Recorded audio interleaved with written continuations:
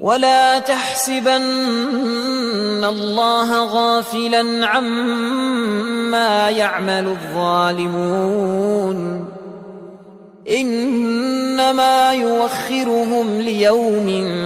تشخص فيه الأبصار مهطعين مقنعي رؤوسهم لا يرتد إليهم طرفهم وأفئدتهم هواء وأنذر الناس يوم ياتيهم العذاب فيقول الذين ظلموا ربنا